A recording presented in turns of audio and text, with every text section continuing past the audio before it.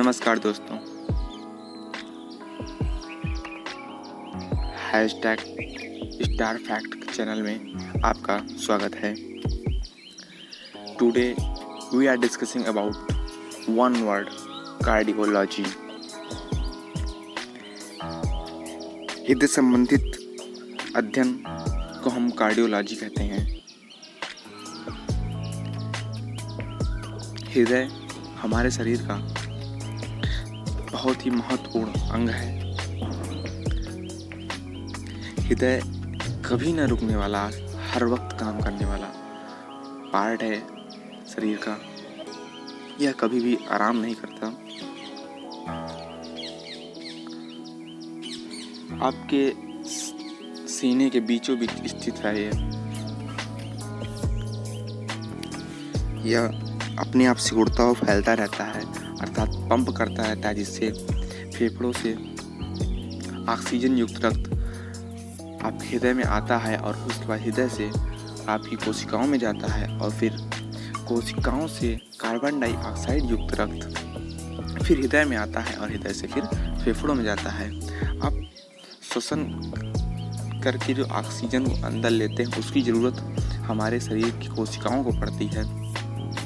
उस कोशिकाएं उस ऑक्सीजन से ऊर्जा का निर्माण करती हैं,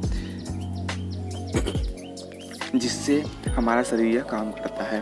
तो कोशिकाएं ऊर्जा का निर्माण करें, इसके लिए उसको ऑक्सीजन चाहिए होता है और वह ऑक्सीजन रक्त के द्वारा उन कोशिकाओं तक पहुंचता है और यह काम करता है आपका हृदय।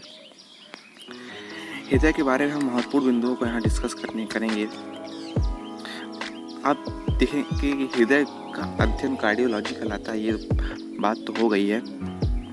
सामान्यतः हृदय का भार 350 ग्राम होता है तथा हृदय के 4 भाग होते हैं। आप इस तरह हृदय को देखेंगे तो इसमें आपको 4 भाग उतना समझ में नहीं आएगा, लेकिन अभी आगे हम इस संरचना को इतनी सिंपल तरीके से बना के समझाएंगे कि आपको हृदय के 4 भाग और उसके कार्य बहुत ही आसानी से समझ में आने वाले हैं। ऊपर के 2 भाग आलिंद होते हैं तथा नीचे के 2 भाग निलय होते हैं। बायां आलिंद, दायां निलय तथा बायां निलय। आपको पता है कि हृदय पंप करता है, सिकुड़ता और फैलता है, तो हृदय की सिकुड़ने की प्रक्रिया सिस्टोल कहलाती है तथा हृदय के फैलने की प्रक्रिया डायस्टोल कहलाती है। और इसी से ब्लड प्रेशर बनता है। हृदय के फैलने और सिकुड़ने से ही ब्लड प्रेशर बनता है, अर्थात ब्लड नलिकाएं जो है, धमनियां, शिराएं में जो ब्लड बह रहा है वो इसी कारण बहता है। अभी हम आगे देखेंगे कि हृदय किस प्रकार से रक्त को ले जाता है तथा यह काम करता है। हृदय का काम फेफड़े से प्राप्त ऑक्सीजन युक्त रक्त को शरीर की कोशिकाओं तक धमनियों की सहायता से पहुंचाता है तथा कोशिकाओं से प्राप्त अशुद्ध रक्त अर्थात कार्बन डाइऑक्साइड युक्त रक्त को फेफड़ों तक पहुंचाता है। अब फेफड़े से शुद्ध रक्त किस प्रकार से आता है और उसके बाद कोशिकाओं से अशुद्ध रक्त किस प्रकार से जाता है, ये सब आप इस संरचना में देखेंगे तो आपको बहुत आसानी से समझ में आएगा। आप देखेंगे ऊपर ये जो बना हुआ है छोटा सा, ये फेफड़ा है और फेफड़े से ऑक्सीजन युक्त शुद्ध रक्त पल्मोनरी शिरा द्वारा हृदय के बाएं आलिंद में आता है।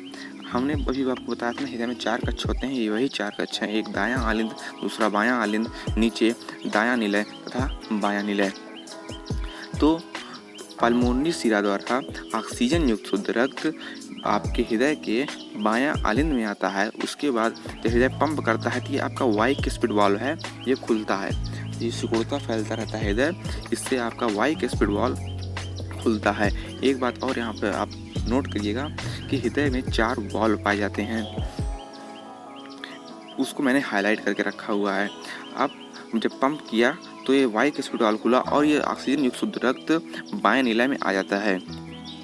उसके बाद फिर जब पंप करता है तो ये महाधमनी वाल्व खुलता है और ऑक्सीजन युक्त शुद्ध रक्त महाधमनी में होते हुए महाधमनी में आता है और फिर ये महाधमनी कई धमनियों में बढ़ जाती है और जो शरीर के अलग अलग कोशिकाओं तक पहुँचती है। आप तो यह ऑक्सीजन युक्त शुद्ध रक्त प्रत्येक कोशिकाओं में, प्रत्येक धमनियों में होते हुए कोशिकाओं तक पहुंचता है और फिर कोशिका के अंदर केंद्रक इस ऑक्सीजन को, रक्त से ऑक्सीजन को लेकर के ऊर्जा का निर्माण करता है। फिर ऊर्जा का निर्माण होता है। जो अगर आप कुछ चीज़ को जलाते हैं, कागज़ को जलाते हैं, तो कागज़ ऑक्सीजन की उपस्थिति में जलेगा, लेकिन जब कागज़ जल जाएगा तो वहाँ पे कार्बन डाइऑक्साइड बचता है। उसी प्रकार से जब ये कोशिका के अंदर केंद्रक ऑक्सीजन को जला करके ऊर्जा बनाता है तो वह कार्बन डाइऑक्साइड बचती है, और वह रक्त जो है कार्बन डाइऑक्साइड युक्त को लेकर के ये पल्मोनरी धमनी द्वारा आपके हृदय के दाएं आलिंद में आता है। दाएं आलिंद में पहुंचने पर फिर से हृदय जो पंप करता रहता है उससे ट्राइकैस्पिड वाल्व खुलता है, और यह कार्बन डाइऑक्साइड युक्त अर्थात अशुद्ध रक्त दाएं निलय में पहुंच जाता है। दाएं निलय से यह पल्मोनरी धमनी वाल्व खुलती है और यह कार्बन डाइऑक्साइड युक्त रक्त अर्थात अशुद्ध रक्त फिर से फेफड़े में पहुंच जाता है। यहाँ पर ये फेफड़े में एक संरचना पाई जाती है, इसको हम अलग से एक वीडियो में डिस्कस करेंगे कि किस प्रकार से ऑक्सीजन का रक्त से मिलता है, और फिर रक्त और ऑक्सीजन हवा आती है, ऑक्सीजन लेते हैं फेफड़े में, और किस प्रकार से ऑक्सीजन रक्त से मिलता है, और फिर यह कार्बन डाइऑक्साइड युक्त रक्त जब पहुंचता है तो फिर कार्बन डाइऑक्साइड आप छोड़ते हैं बाहर। तो इस संरचना को आप बहुत ही आसानी से समझ सकते हैं इस चित्र में कि किस प्रकार से आपका हृदय कार्य करता है। यह प्रक्रिया लगातार चलती रहती है कि ये रक्त आता है और कोशिकाओं में जाता है, आपको ऊर्जा प्राप्त होती रहती है। फिर हम यहाँ पे देखेंगे इन कार्यों को, इसको बिंदुओं में छोटे छोटे पॉइंट में हम डिस्कस करते हैं। फेफड़े से शुद्ध रक्त पल्मोनरी सिरा द्वारा हृदय में आता है। इस तरह के पॉइंट आपको अगर याद कर लेते हैं तो आपको कई वनडे एग्जाम में, प्रतियोगी परीक्षाओं में आने वाले प्रश्नों का उत्तर आसानी से दे सकते हैं। महाधमनी हृदय से ऑक्सीजन युक्त रक्त को कोशिकाओं तक पहुंचाती है। महाशिरा कोशिकाओं से कार्बन डाइऑक्साइड युक्त रक्त को हृदय तक पहुंचाता है।